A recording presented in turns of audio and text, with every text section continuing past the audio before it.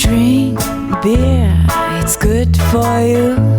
Hello and welcome to the video. In this video we'll be talking everything Fermzilla, the sequel product to the Fermentasaurus.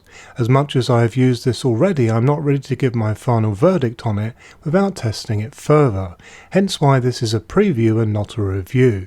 I have to say though that so far I really like this, hence why I'm featuring it here. Once I have more experiences with it, then I will provide a full review and my final verdict. Here is a quick look at the new unit while I give you some background. It has been several years now since the first Fermentasaurus was released, and the company behind it are launching a new much improved version for the world market. This will be available from late July in some regions and in late August to September in other areas of the world. The first product was extremely popular, based on its list of features and easy budget price. It was certainly not perfect though, and through customer feedback the company has put together this new version, which is known as the Fermzilla. So let's go through what this can do, and as we go the improvements made in the transition between the old version and this new one. Firstly, it is important to realise that this is not just a fermenter, but it is actually a unitank. This essentially means that you can ferment and dispense from the same vessel, removing the risk of oxidisation and also negating the need to transfer into bottles or kegs also. Equally, if you want to transfer into bottles or kegs, then this can be done under pressure directly from the unit. Very flexible and very handy.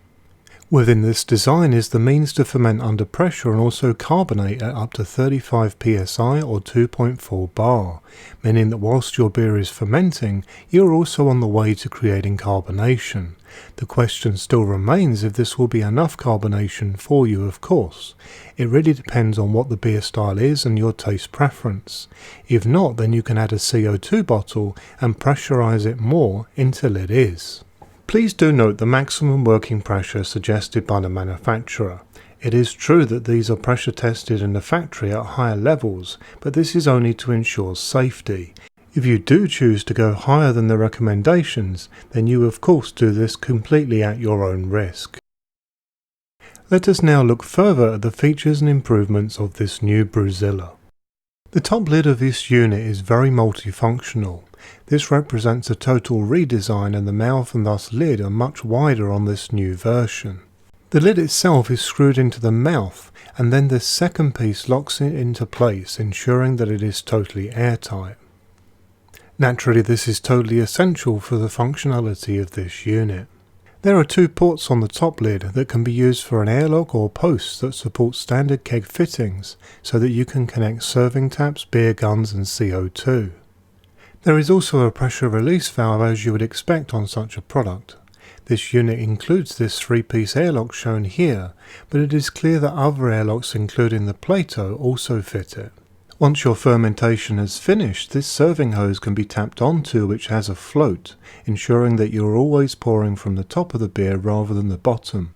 This gives you the perfect gateway to clear and clean pours, unlike most kegs which do not have this inclusion. Included with the Fermzilla also are some spare seals, which is rather handy. You also get this handy tool included which allows you to very firmly screw or unscrew the top lid, as well as the bottom collection container.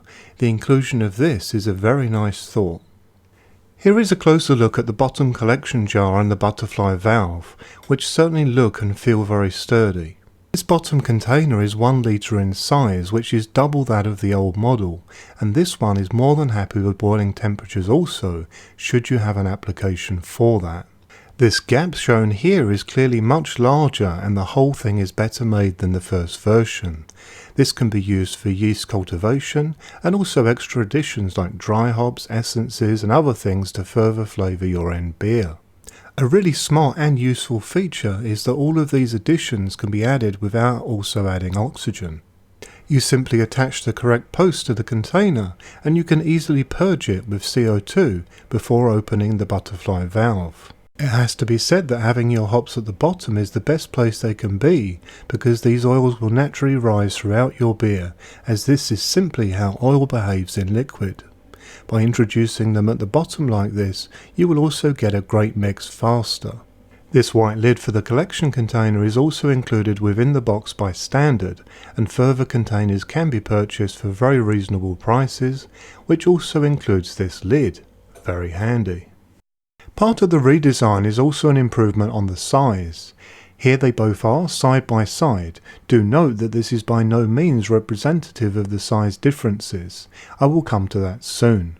The first version shown on the left was a rather odd 35 litre sized vessel, which when you consider the average homebrew size is either 19 litres in the US or 25 litres in Europe, this old version simply had too much headspace. This extra size also meant that it was an awkward dimension for regular fridges in terms of its height. The new version is a much more sensible 27 litres, and there is also a 55 litre monster coming also. Another key difference that you will note is that the new stand has a much more sturdy design compared with the old version. It is also nice to see that the new stand also has handles like the old version, making this easy to move around.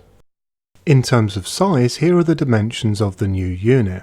The old unit was much taller, being 960mm in height, which was part of the fridge issue. This new, more practically sized 27 litre unit shaves height away, being 805mm from bottom to the top of the supplied airlock. I am sure that this new size will make this much more accessible to many more people, as well as removing that issue of too much headspace into the bargain. And finally, included with the unit are transfers for volume markings and temperature. The advantage here is that you can put them where it suits you or simply do not use them at all. The choice is yours. I do look forward to testing this new system further and presenting my findings later as a final review. This now brings this video to a close. If you have any questions, then please let me know via YouTube or Facebook.